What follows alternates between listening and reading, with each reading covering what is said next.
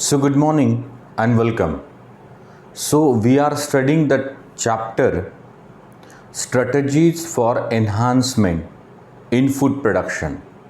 As told prior, this topic we have divided in two parts: animal husbandry and plant breeding. Now, in plant breeding, for this video lecture, we will discuss three important titles. One is plant breeding for insect pest resistance. Second one, plant breeding for improvement in nutritional quality, and which is again called biofortification. And the third title in this video lecture, we will talk for single cell protein also.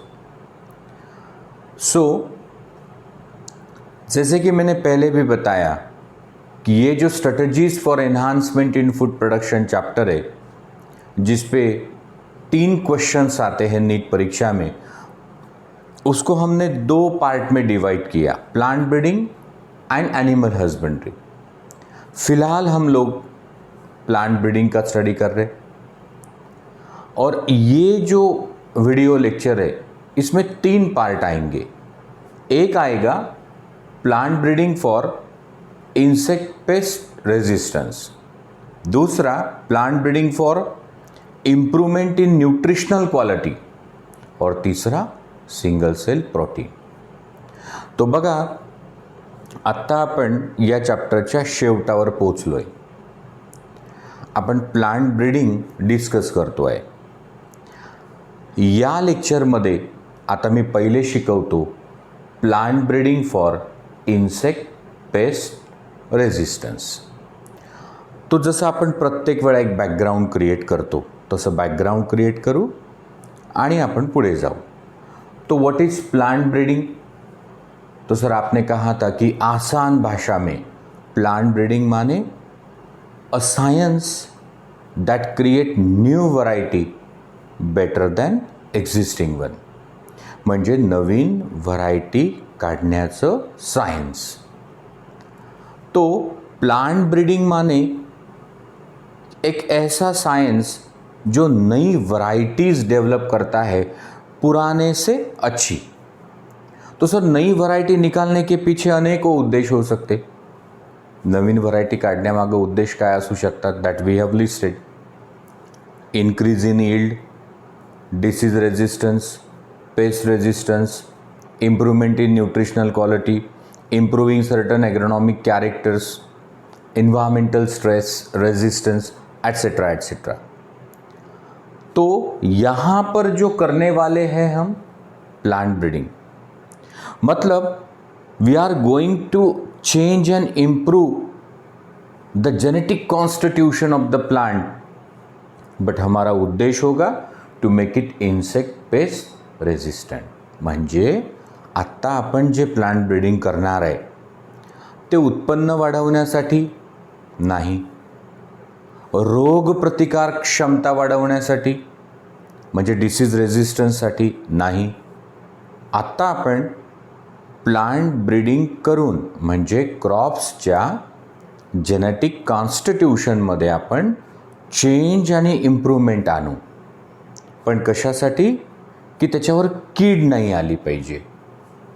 तो ये हमारा title है, plant breeding for insect pest resistant in Hindi. तो sir आप कहना चाहते कि अब हम लोग जो प्लांट ब्रीडिंग करेंगे, हमारी जो फसलें हैं उनको ऐसे बनाएंगे कि उस पर कोई इंसेक्ट का अटैक या पेस्ट का इन्फेस्टेशन ना हो.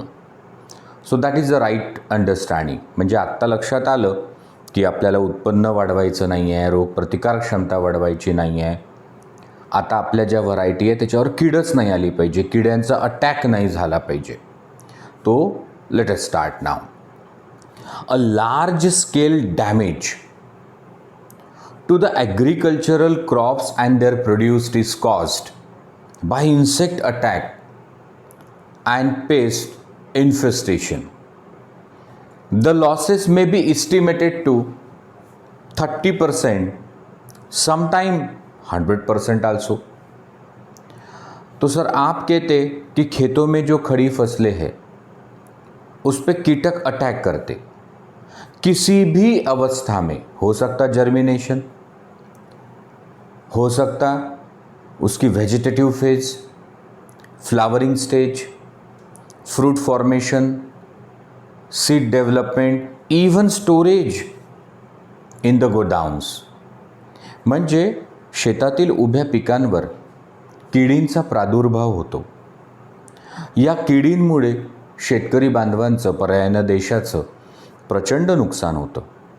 हे नुकसान 30% 100% असू शकतं।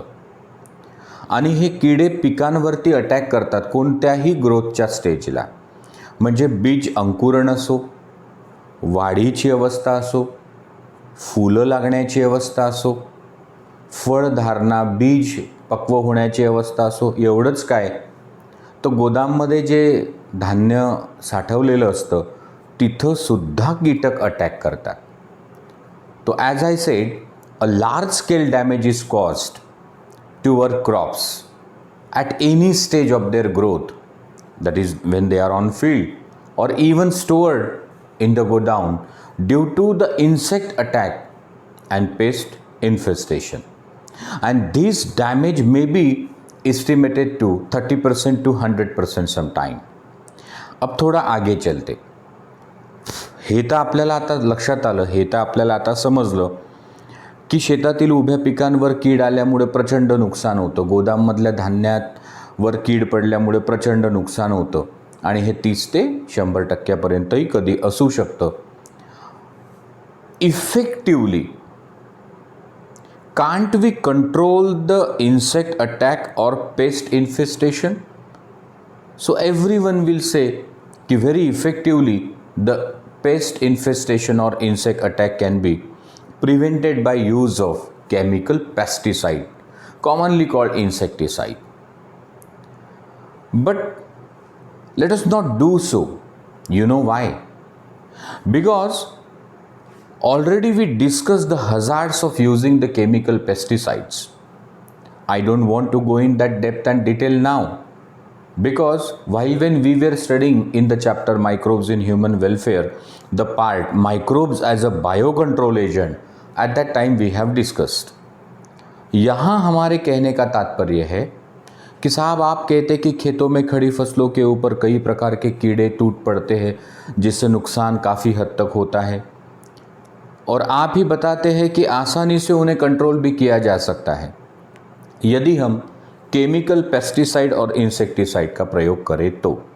पर ऐसा नहीं करना चाहिए, और हम आपको सबको पता है क्यों, उसके क्या हज़ार्ड्स है, इल इफेक्ट्स है, और हम लोग उसकी जड़ तक नहीं जाना चाहते क्योंकि ये ऑलरेडी हम डिस्कस कर चुके उस चैप्टर में जिसका नाम है microbes in human welfare. Sorry, और हम लोग जब डिस्कस कर रहे थे वो part microbes as a biocontrol agent. तो सर तुम्ही स्वतःच म्हणता की रासायनिक कीटकनाशक वापरल्यामुळं आपण किडीपासून पिकांना संरक्षण देऊ शकतो, पण देऊ नये। आणि याचं कारण आपल्या सगळ्यांना माहिती आहे की हे जे कीटकनाशक असतात, रासायनिक कीटकनाशक, यांचे अनेक दुष्परिणाम आहे, आणि आपल्याला खोलावर जायचं नाही, आपण ऑलरेडी हे शिकलो आहे। तो कितना अच्छा होता कि हम हमारे प्लांट्स को ही जेनेटिकली मॉडिफाई करके, माने जेनेटिक मैनिपुलेशन करके कुछ ऐसे बनाते कि उस पर इंसेक्ट इन्फेस्टेशन ही ना हो, अटैक ही ना करे। The insect will not prefer to eat our crops, and that is what is our title, plant breeding for insect pest resistance। म्हणजे किती चांगलं होईल की आपल्या शेतामधले जे पिकं आहे ते आपण जेनेटिकली असे मॉडिफाय करू, त्याच्यात जेनेटिक मॅनिपुलेशन आपण करू कि ते कीड़े त्याला खायला प्रेफरच नहीं करना। इससे हमारे कई फायदे हो सकते, जैसे if the crop plants are insect pest resistant, whatever the losses that could have occurred वो नहीं होंगे. Secondly, it reduces the dependency of farmer on using the chemical pesticides also. म्हणजे एकीकडे तुमच्या आमच्या शेतातील उभ्या पिकांवर कीड येणार नाही, त्याच्यामुळे होणारं नुकसान होणार नाही. शेतकरी बांधवांना रासायनिक कीटकनाशकांवर अवलंबून राहण्याची गरज नाही, जे खूप महागडे असतात. आणि जे होणारे दुष्परिणाम आहे ते सुद्धा होणार नाही. तो क्या सच में हम लोग insect pest resistance plant breeding करके ला सकते? बिल्कुल, ये सारी उसी की तो अचीवमेंट है. उदाहरण के लिए कि कोई ब्रासिका की पूसा गौरव वैरायटी है जिस पे अफीड नाम के कीड़े आते ही नहीं, या फिर भेंडी ओकरा उसकी पूसा सावनी या पूसा A4 ऐसी वैरायटी है जिस पे shoot borer and fruit borer आता ही नहीं. म्हणजे हे आपण करू शकतो. तो सर टायटल तर समजलं की आत्ता आपण अशा व्हरायटी प्लांट ब्रीडिंग करून विकसित करणार ज्याच्यावरती किडीचा प्रादुर्भाव होणार नाही.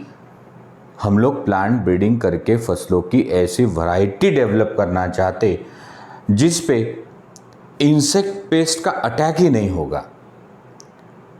अब हम लोग थोड़ा और आगे जाते हैं. सर, जैसे आप पढ़ा रहे थे plant breeding for disease resistance, तो आपने कहा था कि thank God disease resistance is controlled by genes. जेव्हा तुम्ही आम्हाला plant breeding for disease resistance मागच्या लेक्चरमध्ये शिकवत होते, तेव्हा तुम्ही असं म्हटलं होतं की डिसीज रेजिस्टन्ससाठी जीन असतात आणि वाईल्ड व्हरायटीमधून हे जीन आपण ट्रान्सफर करू शकतो. बरोबर. पण इथे insect pest resistance is not because of some genes. म्हणजे आपल्याला जर इन्सेक्ट पेस्टला रेजिस्टंट क्रॉप बनवायचे असतील त्याचे जीन्स नसतात. मग the insect pest resistance is because of certain morphological character of the plant, certain physiological और biochemical character of the plant. म्हणजे जीन ट्रांसफ़र करके नहीं होगा. प्लांट के कुछ मार्फोलॉजिकल कैरेक्टर ही ऐसे हैं कि जिस पे अटैक नहीं होगा, या फिर प्लांट की फिजियोलॉजी या बायोकेमिस्ट्री ऐसी है कि इंसेक्ट उनको प्रेफर ही नहीं करते. अब आपको परीक्षा की दृष्टि से इसको ध्यान में रखना होगा. सुनो, hairy leaves in cotton are not attacked by a sucking pest called Jassids. तो ज्या कपाशीवर हेअर्स असतात पानावर, त्याच्यावर रस शोषण करणारी कीड जसीड्स येतच नाही. मैंने कहा जिस कपास के पौधे के पत्तों के ऊपर हेयर्स होंगे उस कपास के ऊपर प्लांट का सैप सक करने वाले जो इंसेक्ट्स है वो आएंगे ही नहीं. क्यों? क्योंकि वो हेयर्स की वजह से उनकी सूंड पत्तों तक पहुंचेगी ही नहीं. तो this is a morphological character. Hairy leaves in cotton impart the resistance against jassids. कपाशीचे केसाळ पानं जर असतील तर त्याच्यावर रस शोषण करणारी कीड जसीड येत नाही. सर, आपने आगे वीट भी कहा, तो hairy leaved varieties of wheat are not attacked by the cereal leaf beetle. म्हणजे हा जो बीटल आहे जो गव्हावरती येतो पानं खाणारा, तो येणार नाही जर पानं हेयरी असतील तर. तो देखो हेयरी लीव्स क्या है? Morphological character. इस कैरेक्टर की वजह से फ़ायदा क्या हुआ? तो सर कपास में जसीड्स नहीं आते और वीट में सीरल लीफ बीटल्स नहीं आते. Hope you understand. अब आगे सॉलिड स्टेम इन वीट. तो गेहूं की जो स्टेम होती है वो अंदर से हॉलो होती है, तभी तो उसको स्ट्रॉ कहते.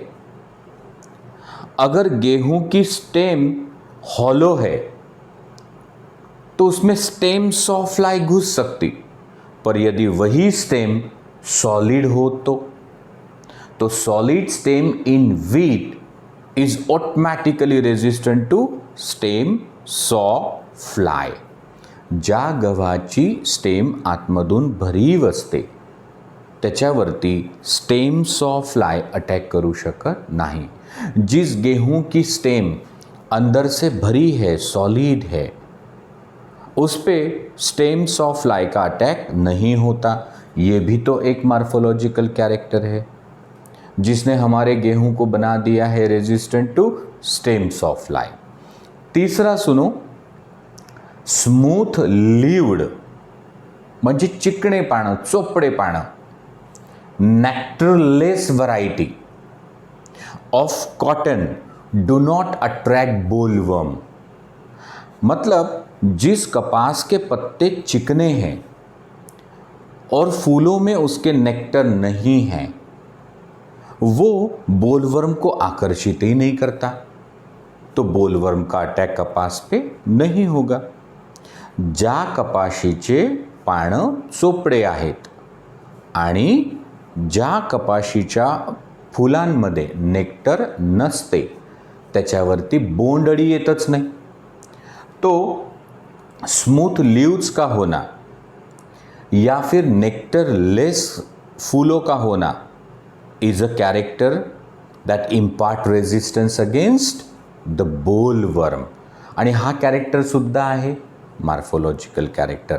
तो आता लक्षात ठेवावं लागेल.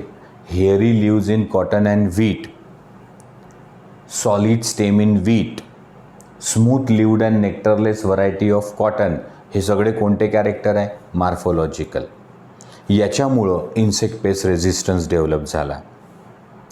अब कुछ फिजियोलॉजिकल या बायोकेमिकल कैरेक्टर की बात करें. हमें जो उदाहरण दिया है कि मेज में अगर हाय ॲस्पार्टिक ॲसिड आहे, म्हणजे मक्याच्या स्टेममध्ये जर ॲस्पार्टिक ॲसिडची मात्रा जास्त असेल आणि नायट्रोजन आणि शुगरची मात्रा कमी असेल, so high aspartic acid, low nitrogen and sugar, तो उस पे मेज स्टेम बोरर नहीं आता, मक्याचा खोड कीड़ा येतच नहीं. तो देखो, कभी मार्फोलॉजिकल तो कभी बायोकेमिकल या फिजियोलॉजिकल कैरेक्टर इम्पार्ट करते हैं इंसेक्ट पेस्ट रेजिस्टेंस. सर अब ये तो समझ में आ गया, पर ऐसी वैरायटी जो इंसेक्ट पेस्ट रेजिस्टेंट हो, जिसके अनेकों फायदे आपने बताए कि होने वाला नुकसान नहीं होगा, पेस्टिसाइड छिड़कने की नौबत नहीं आएगी, किसी प्रकार का प्रदूषण नहीं होगा, हमारा फूड भी कंटेमिनेट नहीं होगा, पर ऐसी वैरायटी कैसे बनाए? सो उसी के लिए हमें करना है प्लांट ब्रीडिंग, और उसकी मेथड्स है the conventional method of hybridization followed by artificial selection.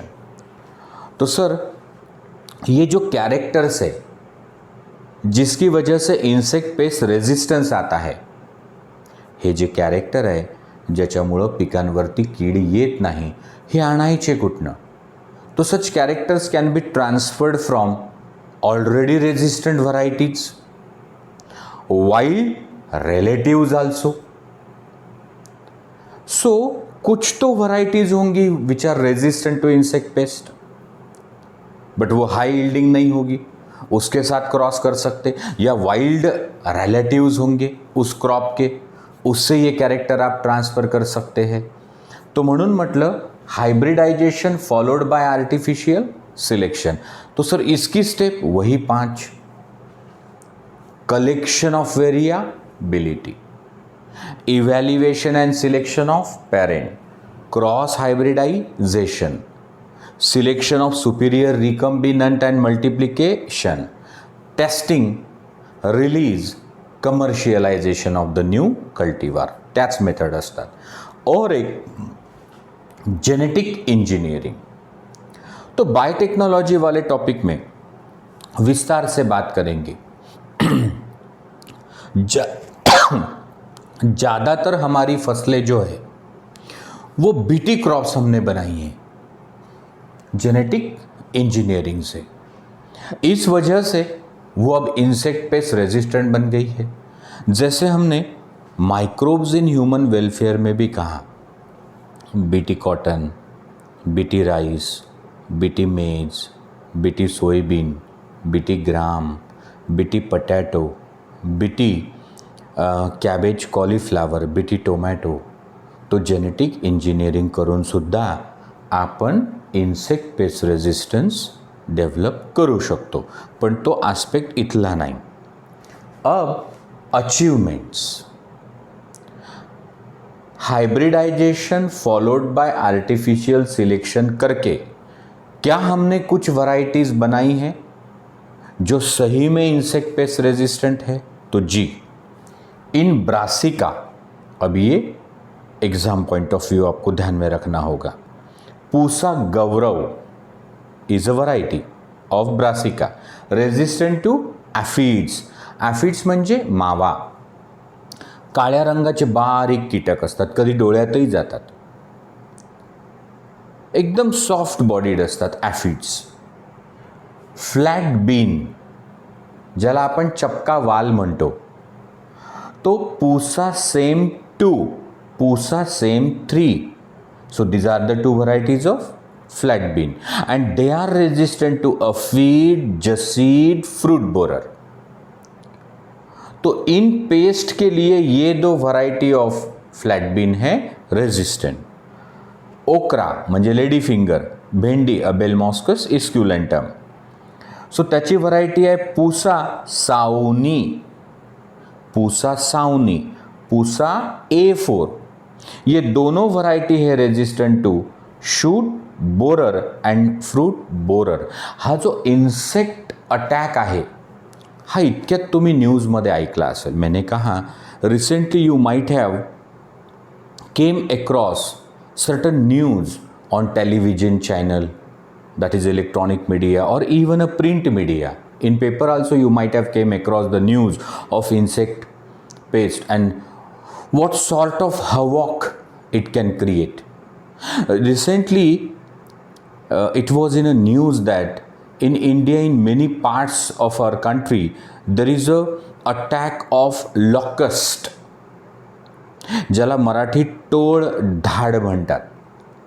35,000 लोग जितना खाना रोज खाते हैं, 35,000 लोगों को जितना खाना रोज चाहिए उतना ये लोकस, ज्याला मराठीत आपण घोडे म्हणतो, टोळढाळ, नाकतोडे म्हणतो, हे येऊन खाऊन टाकतात। गांव के ऊपर से उड़ के जाते हैं भारी संख्या में, गांव में छाव हो जाती है, शाम हो जाती है, फसलें तहस नहस कर देते हैं। तो इन्सेक्टचा अटॅक काय असू शकतो तो तुम्हाला माहिती आहे। No see, it is plant breeding for improvement in nutritional quality. So here before we talked about plant breeding for insect pest resistance and now it is the plant breeding for improvement in nutritional quality. याआधी आपण जे plant breeding केलं म्हणजे नवीन variety काढल्या, तर त्या insect पेस्टला resistant बनवणं हा उद्देश होता। आणि आत्ता ना आपल्याला हायर यील्ड, ना डिसीज रेजिस्टेंस, ना पेस्ट रेजिस्टेंस। तो अभी हमारा उद्देश्य क्या है, हमें करना है प्लांट ब्रीडिंग। वो इसलिए कि न्यूट्रिशनल क्वालिटी जो है उसमें इम्प्रूवमेंट हो। तो as usual let us create a background कि why we would like to improve the nutritional quality of our food crops. Now see, it's very unfortunate 840 million people have to strive very hard, struggle, and even though they are unable to meet their daily nutritional requirement, they do not get the adequate food to eat twice a day. So we people are truly fortunate that we are not a part of 840 million.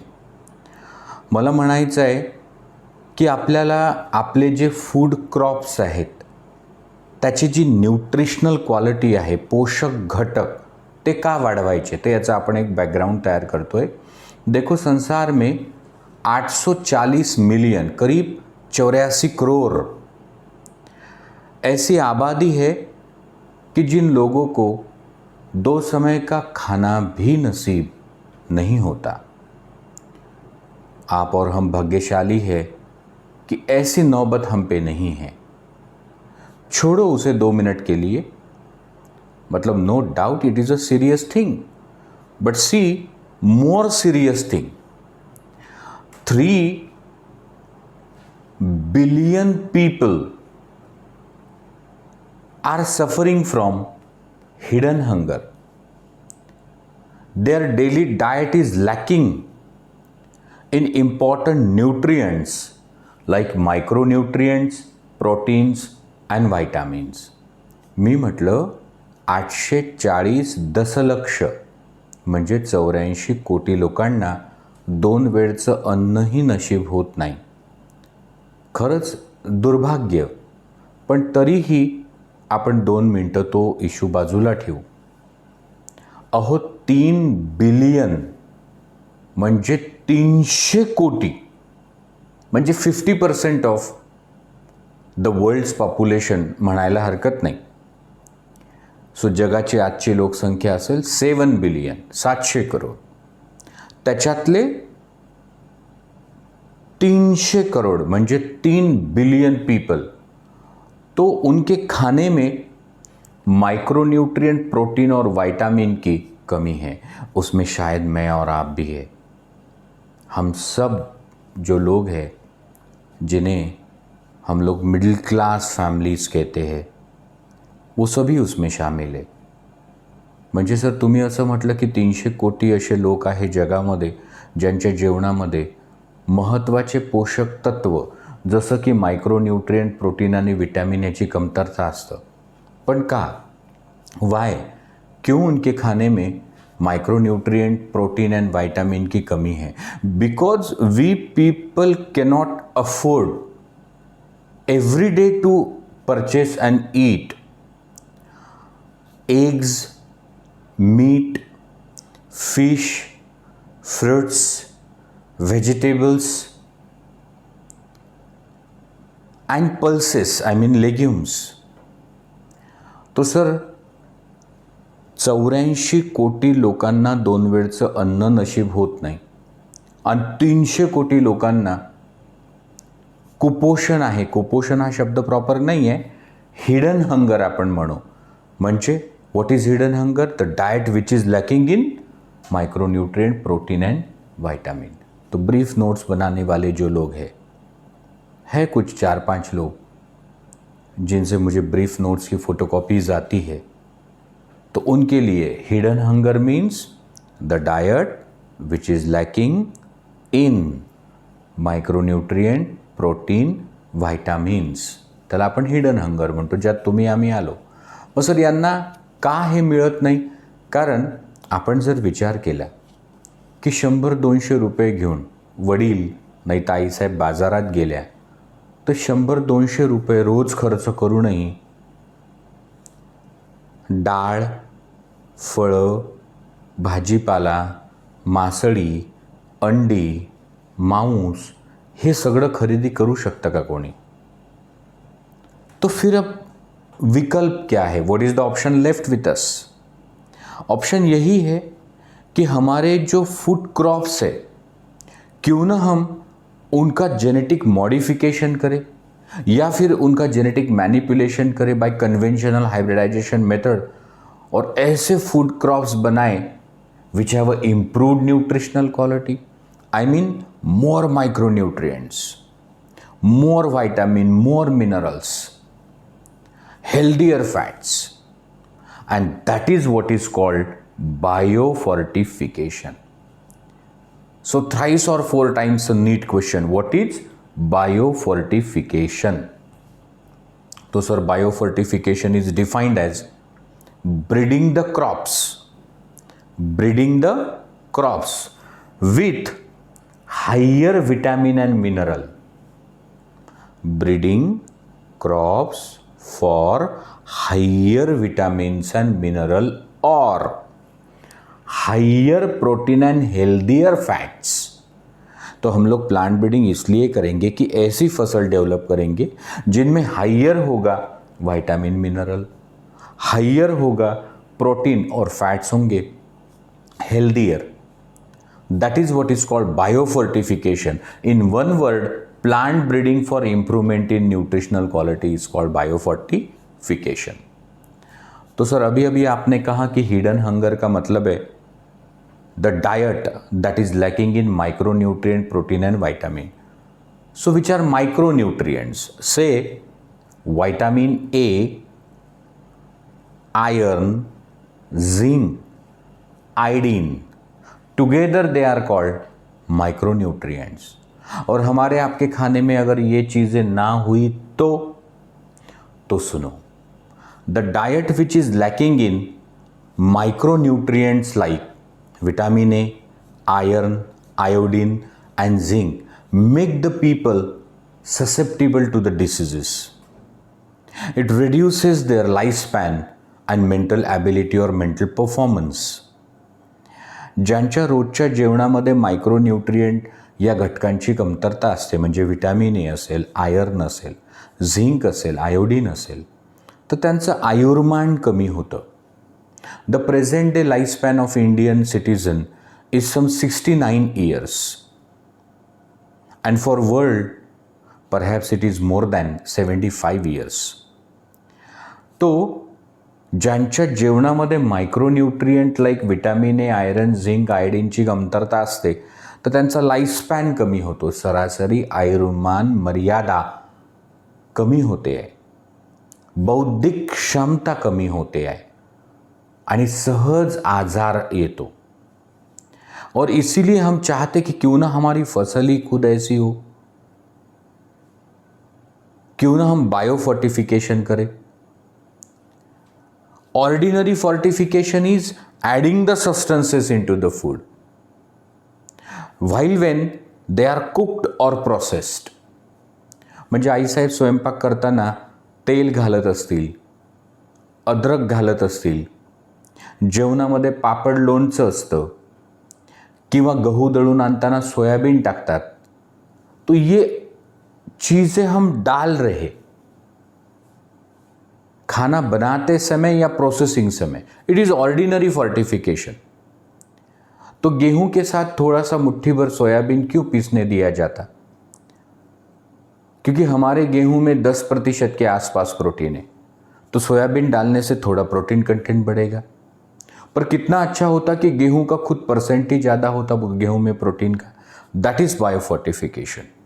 So now the things are very clear that biofortification is the breeding of crops for higher vitamin and mineral content, higher protein and healthier fat. What are the objectives of biofortification? Sir, more protein, quality protein.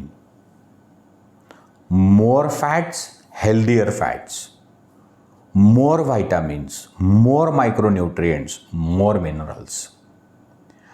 तो तरीका क्या होगा plant breeding का? तो conventional hybridization followed by artificial selection. फर्ज करो एक crop की वैरायटी है हाई ईल्ड और दूसरी है low yield but more in protein. अगर दोनों को क्रॉस करेंगे तो ऐसी वैरायटी शायद मिले जिसमें high yield and more protein भी हो. सो आर्टिफिशियल सिलेक्शन उसका किया जा सकता. तो let us see some achievements of biofortification. See in year 2000 the hybrid maize variety have been developed which have twice amount of essential amino acids lysine tryptophan. वर्ष 2000 में मेज की ऐसी हाइब्रिड वैरायटी बनाई गई जिसमें essential amino acid lysine and tryptophan की मात्रा दुगनी हो गई. Wheat variety Atlas 66 has more protein, so it can be used in hybridization program to increase the protein content of the ordinary wheat, that is bread wheat. म्हणजे Atlas 66 नावाची जी गव्हाची variety आहे त्यात प्रोटीन्स खूप आहे. तिला जर आपण ब्रीडिंग प्रोग्राममध्ये वापरलं तर आपण जो ब्रेड व्हीट असतो, चपातीचा गहू, त्याचा प्रोटीन कंटेंट वाढवू शकतो. Then in case of rice, the varieties could be developed that has 5 times more iron, तो किसी को एनीमिया नहीं होगा. This is the example of biofortification and it is always a practical means to improve the public health rather than regular financing. मतलब कि ration की दुकान में चीज़ों को बांटने से, स्कूल्स में वो जो मध्याह्न भोजन दिया जाता बच्चों को, जिसमें खिचड़ी, उसमें वेजिटेबल्स डाले जाते हैं, तो that is it regular financing it needs. पर हमारी फसलें ही ऐसी हो कि जिसमें ज़्यादा न्यूट्रिएंट्स हो, तो फिर रेगुलर फाइनेंसिंग, इनिशियल इन्वेस्टमेंट करने के बाद फिर कुछ नहीं करना होगा. It is always desirable. Now Indian Agriculture Research Institute have developed certain vegetables.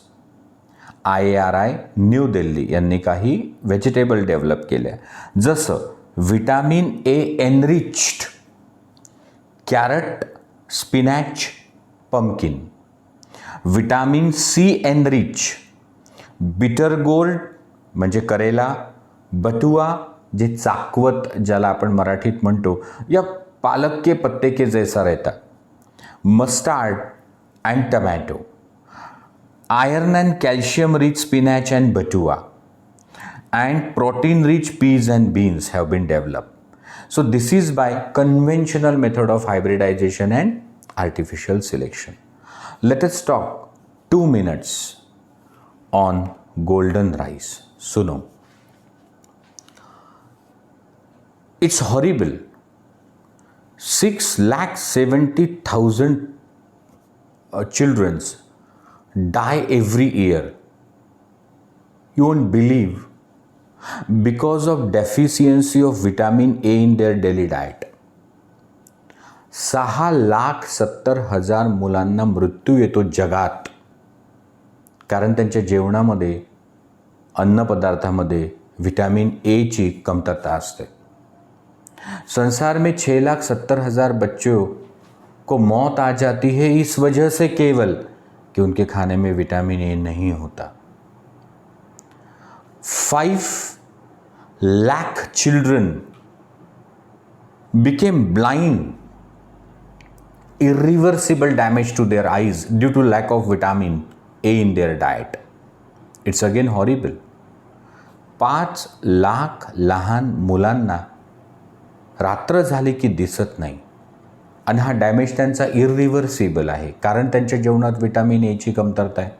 तो सर आपने कहा कि संसार में 6,70,000 बच्चों की मौत हो जाती है सालाना क्योंकि उनके खाने में विटामिन ए की कमी है, और 5 लाख के करीब ऐसे बच्चे हैं जिनको रात को दिखाई नहीं देता है, उनके खाने में विटामिन ए की कमी है.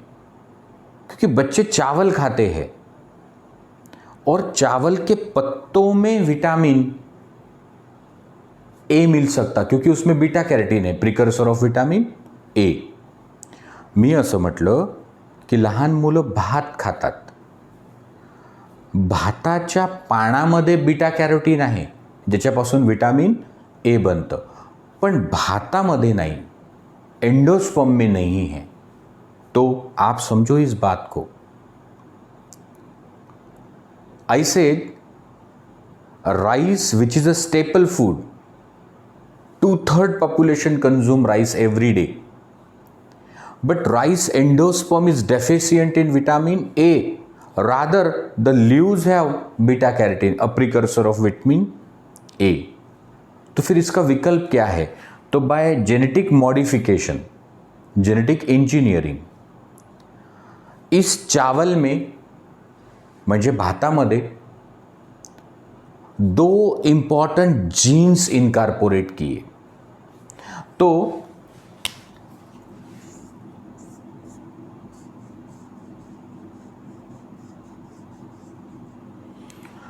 चावल में 2 important genes, actually total 3 gene है, पर हम लोग 2 की बात करेंगे. दो इंपॉर्टेंट जीन इनकॉर्पोरेट किए हैं. One is from the soil bacterium Erwinia.